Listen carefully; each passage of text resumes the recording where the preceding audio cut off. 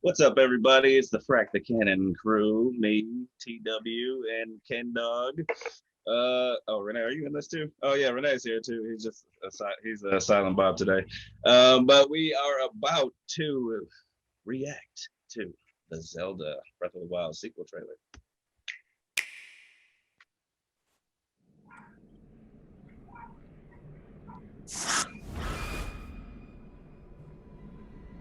Whoa.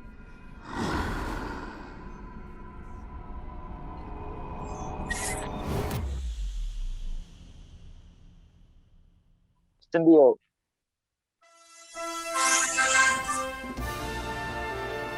Sick.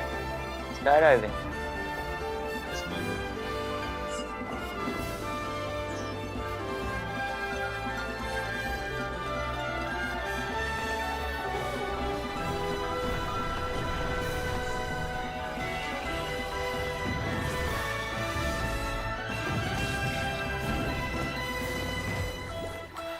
Whoa. I don't have a PS. I don't have a Nintendo Switch, but it makes me want to get a Nintendo Switch. Hell yeah.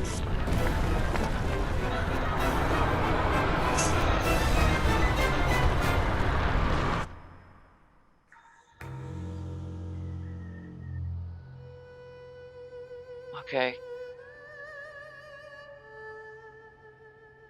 It's a long shot. This is way too long. Get to that point. Come on, we're post MTV generation. What? What does that mean? What did I just see? What was that? Okay, we waited so long for any footage of this, and then we still have to wait till 2022 for it. What BS is this? Now on the direct, he does apologize for that. Says they're doing their best. Best what? Teasing? Honestly, no. I mean, there's a lot of if you follow like kind of game rumors and speculation, there's a lot of speculation behind the Switch Pro coming out. That was one of my big talking points I wanted to say. Sorry to cut you off. Was the first Legend of Breath of the Wild was a big Switch console seller, so they're thinking maybe if this game is coming out, end of year 2022, it'll be a big Switch Pro seller, because play Breath of the Wild 2 in 4K. It sounds like a great way to sell a console that's 5 years into its lifespan, and Pro is just going to be probably a slightly better upgrade, better battery, better graphics. Yeah, and I think at least from what we've seen so far in what little we've seen in the trailers, I feel like a game like this would make good use of the Switch Pro. I mean, I don't know about you guys, how often you game on your Switches, but it's getting up there. I mean, in its length, like some of the games you can really feel it's pushing the hardware, Yeah. There's a couple of games that slag the system down a little bit. And the other thing I've noticed is my Switch is like 3 or 4 years old at this point. And the battery life is starting to go when I play handheld mode.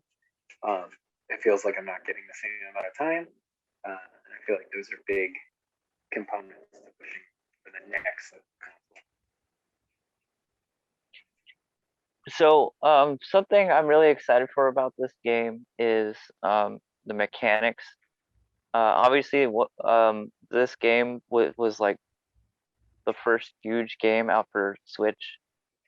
It came out like next to like Mario Galaxy or whatever. Was that the right one? No, Odyssey. Odyssey. Yeah. But I will say is I'm noticing a lot more mechanics in this game. Like, you can go through walls. There's like there's like reversing time, like Prince of Persia stuff. And if it's as good as the first, which it looks like it will be, I'm getting it no matter what. Like, I spent like, I don't know, over 100 hours easily playing that game.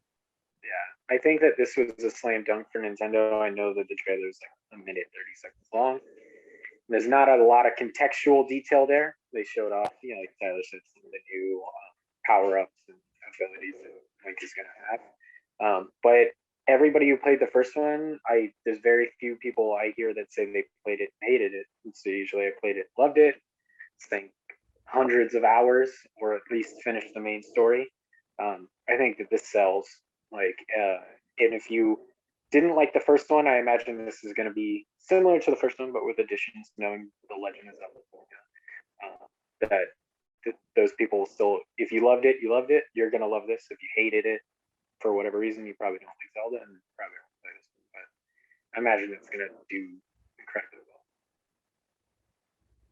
well. One thing I think is interesting about this is like the timing, like how I love how the trailer begins and like how airborne it looks, you know what I mean? Like, and how like stuff is in the sky and you're kind of like flying around. But then like a month from now, they're re-releasing Skyward Sword, you know what I mean? Like, and Yeah.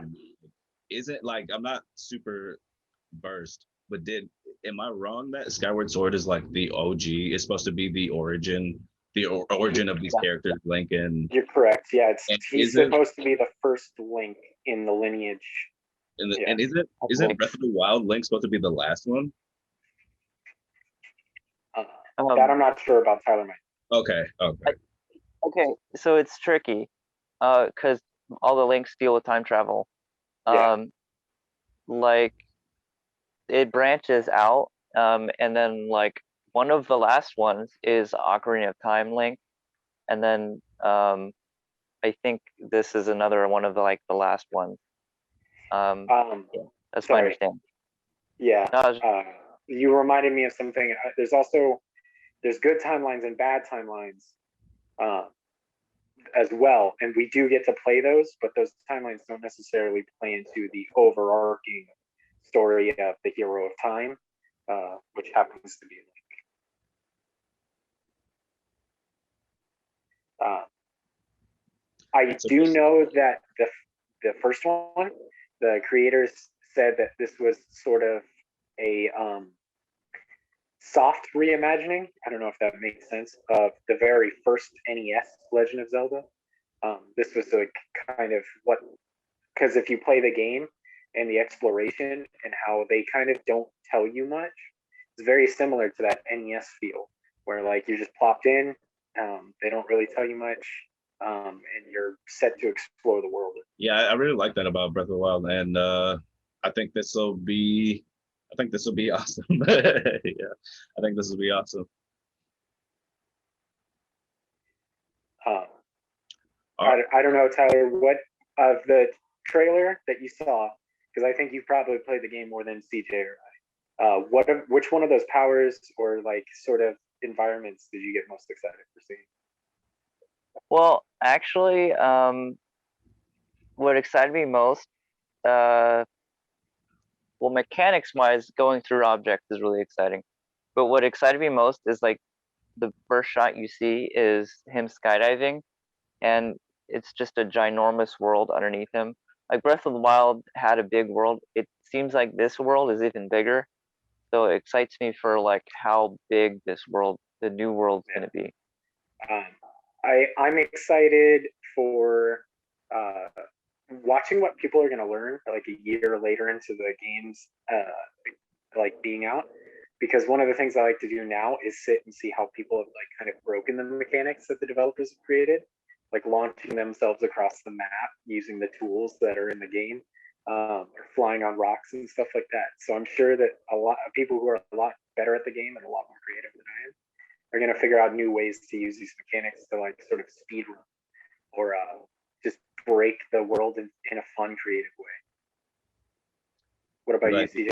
Yeah, glad you brought that up. Yeah, I would say, well, the most thing that I would be excited for is like lore, like the little bits of lore that you find in the world, and a lot of times games like these, that's kind of what my draw is. You know what I mean? Like when the world itself almost becomes kind of a character. You know what I mean? As you kind of stumble through it, and the story hits you in this way that feels really original, and like you are really discovering this thing, you know what I mean? Like, and it's a lot of times like those are the gaming experiences that stick with you for years, as you're like, oh man, I can't believe how well it told this story. to me. You know what I mean? There was a game, I don't want to get off on too much of a tangent, but there was just a game that I really found was doing that, and I was getting sucked into earlier this year was because I just tried it this year, was Hades. And I really like how it tells the story that it's telling, and I still haven't escaped freaking the underworld yet. But but back to Zelda, bringing that back to Zelda, Breath of the Wild and Zelda as a series as a whole has that way of storytelling, like this sort of layered. There's the story that the game is telling you, but then there's like this story, these other stories that the world has to tell, and other mysteries to solve in it. And I really like that about the Zelda franchise as a whole. And I'm excited to dive into that. What I love about Zelda as a franchise is that it does give you the ability to kind of almost a la carte play it.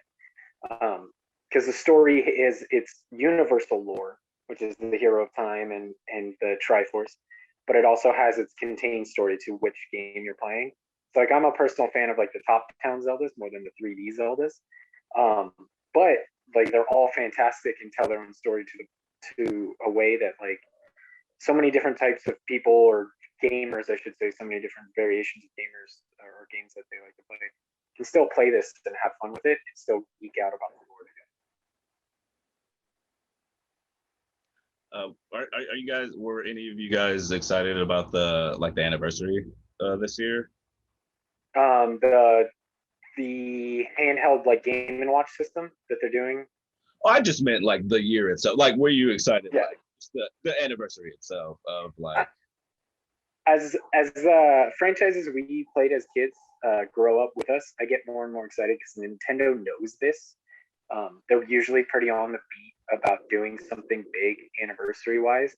Pokemon comes to mind. They went all out for the last anniversary that we had. Game and Watch had a big one. Mario, obviously, and then now that it's Zelda's turn again, they figure out some way for to give back to the fans. I know that Mother and Earthbound doesn't get the same love, but I know that Nintendo's big three, they always go hard. So I'm hopeful, and we'll see what else they do at the anniversary. Final thoughts? Do we want to do like a quick final thoughts, or did we already kind of hit that? Yeah, I'll jump on that really quick. Final thoughts on Zelda. It exactly what you were saying, Kenny. And to some extent, DJ, you were also kind of saying this too, but it's important to really emphasize that I think, like everyone talks about Mario with everything Nintendo, but like I think Zelda is like Nintendo's most developed IP of like storytelling, and every single Zelda game that has ever come out has been like follows somewhat of a formula, but super well. And every one of the games that have come out have been super unique. And that's one of the big deciding factors for me on like why it's so much better than Mario, is like a lot of the Marios feel the same, whereas like every Zelda feels different. And this is the first time I think, oh no, that's not right. Link to the Past too, but like, it's a rare case in the 35 years of Zelda history. It's a rare case where you have a 2, and this is like the second or third time we've ever had a sequel to one of their games. So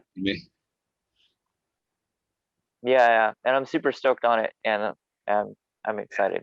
That's a great point. This is the first time that we get like a real direct sequel, like Link to the Past, Link Between Worlds were soft sort of sequels. Like they took place in the same map, but very clearly different. Kind of like it wasn't as direct as this feels it's gonna be, I should say. And even when they are direct sequels, they do still feel really different. You know what I mean? Mm-hmm. Like this right here. You know what I mean? Yeah. Like freaking Majora's Mask being a freaking direct sequel to Ocarina of Time, and it uses a lot of the same assets, but it's like such a different game. Like it's like a completely different game. You know what I mean? All right. Are we all about Zelda out? All right, see you guys next same bragging time.